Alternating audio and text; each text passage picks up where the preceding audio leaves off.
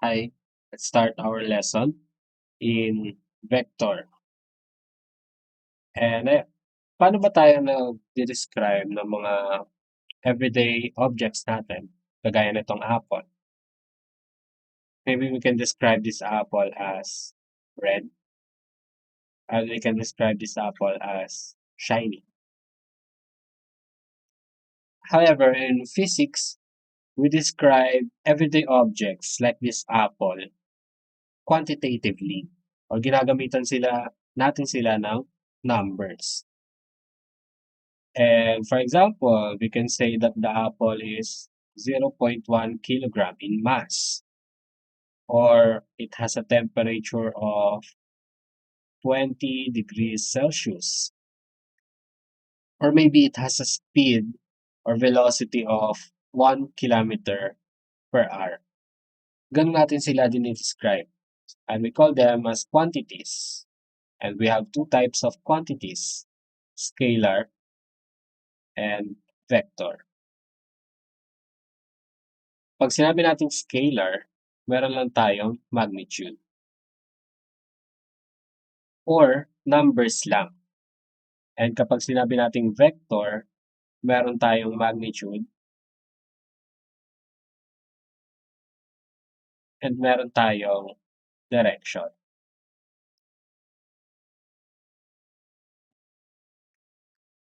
Kapag sinabi nating magnitude or scalar, okay, this temperature is an example of scalar. Hindi naman natin pwedeng sabihin na yung 20 degrees Celsius ng apple papuntang kaliwa or kanan, di ba? However, we can say that the apple itself is moving at the speed of 1 kilometer per hour going east. And this one is an example of vector. Meron ka ng magnitude na 1 kilometer, meron ka pang direction which is papuntang east. Okay? And mag-focus lang tayo sa vector.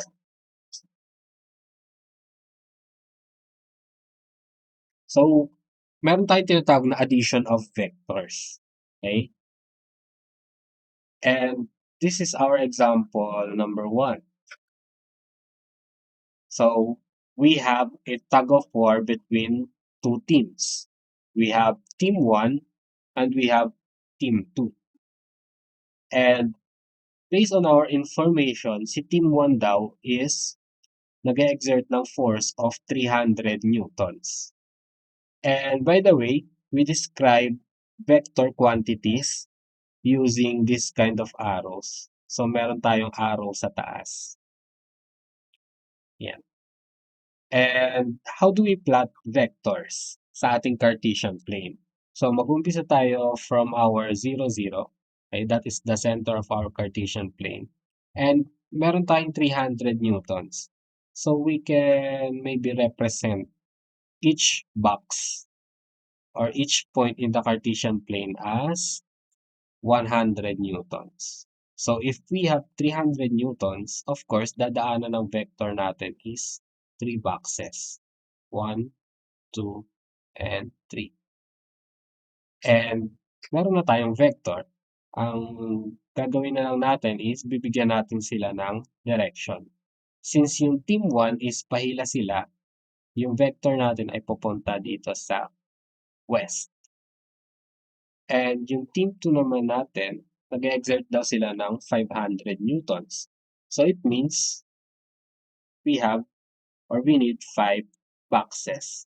1, 2, 3, 4, and 5. And papunta naman ng east yung ating vector since ang team 2 natin ay humihila ng papuntang east. So, ganyan tayo mag-add ng vectors. So, kapag kukunin na natin yung results, of course, yung isa is negative since magkaiba sila ng direction. So, ang negative natin sa Cartesian plane ay papuntang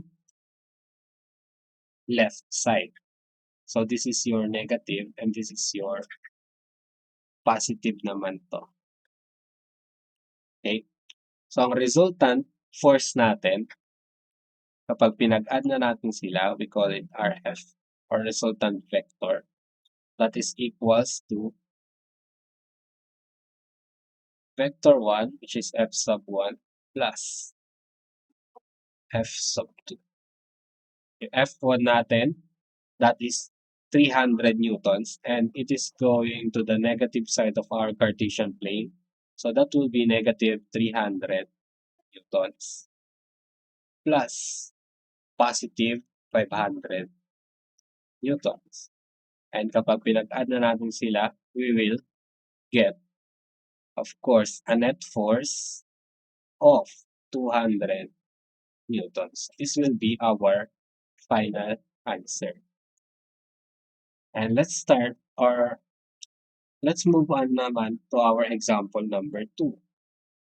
So what if yung isa nating example or ang force 1 natin is going to the right side or nagtutulak siya. So that means it is positive. And yung isa naman humihila papuntang right side din. So this one is also positive. Paano natin sila ipa-plot sa ating graph? So using the same example kanina, okay? Kapag meron tayo 100 newtons of force that is equivalent to 1 box.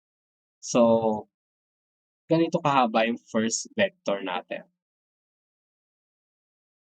And the second vector natin, since papunta rin siya ng east or papuntang right side, ganito naman siya ipa-plot. So hindi sila magkasalungat. They are helping each other. So ipag-a-add natin sila. Mathematically, we can describe it as our resultant vector or resultant force, and that is equals to 100 newtons plus 100 newtons. And our answer should be 200 newtons. Next, let's move on to our third example. Hindi lahat ng vector is papuntang right or papuntang left, okay? And some of our vectors, syempre, are going up and going down. So in this example, they are moving the box or they are pulling the box upward. And they are using, or our force F sub 1 is using 100 newtons of force. So we will draw it that way. And the other one is using 200 newtons of force. Ganito natin siya i-drawing. And if we could compute it, okay, syempre, pagpa-plus lang natin sila or i-add lang natin sila. Our resultant force is equal to 100 newtons plus 200 newtons. And our final answer should be 300 newtons. However, ayun, this does not account to the force of gravity pulling upward. So meron tayong gravitational force dyan. However, for the sake of our discussion, syempre, next time na yan since meron naman tayong tinatawag na free body diagram. Okay? Kapag meron tayong force of gravity, syempre, we will just draw an arrow. However, the arrow should not exceed the sum of our forces kanina. So, ito, drawing ko ay sobrang haba. So, medyo babaan na natin. Oops.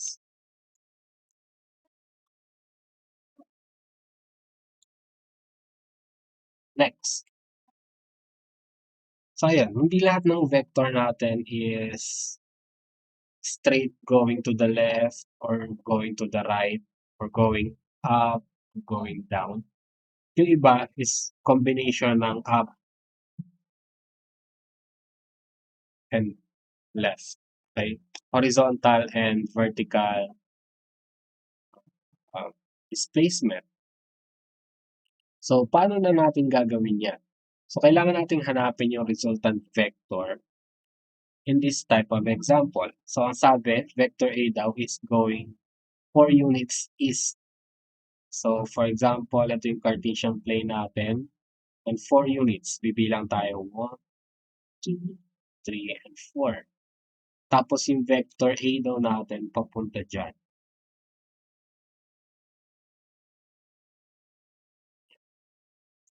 So, pardon my skills in drawing. Okay. And next, vector B naman daw natin is papuntang north. And that is 3 units. So, pupunta tayo from this side, lilipat tayo vertically. Okay? Bibilang tayo 1, 2, and 3. And guguhit tayo ng another arrow for our vector B. And finally, kailangan nating hanapin yung resultant vector natin. So, ang resultant vector natin, need lang natin pagdugtungin from our origin, which is the center of our Cartesian plane, and kung saan natapos yung vector B natin. So, ganito yung itsura niya. Dapat. So, kailangan nating hanapin kung gaano kahaba itong side nito. So, how do we do that? And kung mapapansin niyo yung shape ng ating triangle, okay? Naging triangle siya. And it has a right angle tinatawag. So, ito yung right angle niya. And kapag meron tayong right angle, anong gagamitin natin? Madalas, isa lang ang gagamitin natin actually, and that is the Pythagorean theorem. Okay? Kapag ang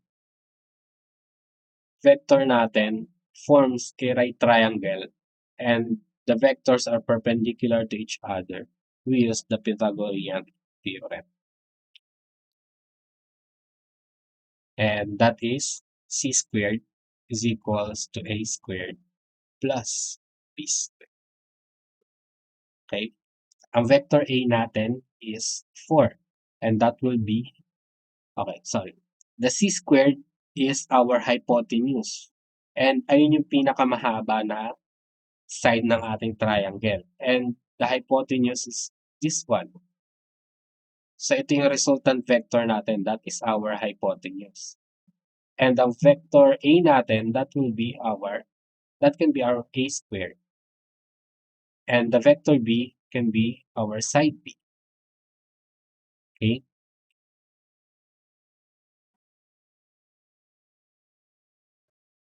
So let's try. So si vector A daw is 4 units.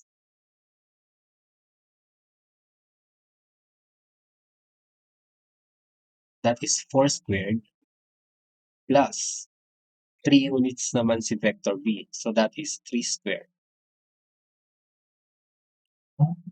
So 4 squared is 16 and 3 squared is 9 and our c squared is 25.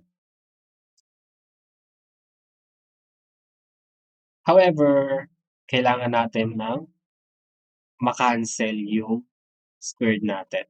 So we will square root both sides and we will cancel this one. Ang matitira na lang natin is c. And our c is equals to 5 units. And ayun, that will be the end of our lesson for vector addition sa ngayon. Okay? So I wanted to check kung okay ba yung sounds or audio ng aking recording. So this is just a test. Okay? So ayun lang. I hope you learned something today and goodbye.